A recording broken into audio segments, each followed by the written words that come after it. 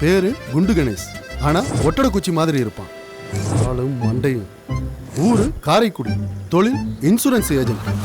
Sir நான் Alva insurance கம்பெனிலேருந்து வர்றேன்.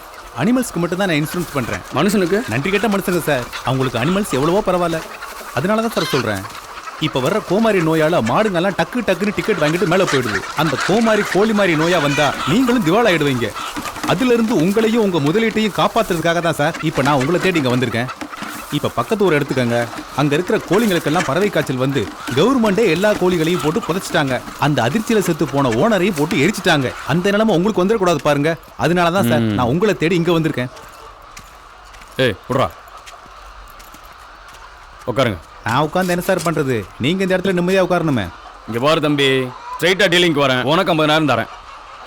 ஒரு கோழிக்கு 1 ரூபாய்ன்னு 5 லட்சம் கோழிக்கு 5 லட்ச ரூபா தரேன். ஒரே பேமெண்ட்டாக கட்டிட்டு போகிறேன்.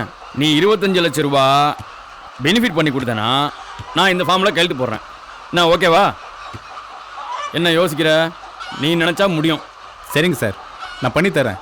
ஆனால் இந்த விஷயம் வெளியே தெரியக்கூடாது. சரியா? நான் எதுக்கு போக சொல்ல போகிறேன்?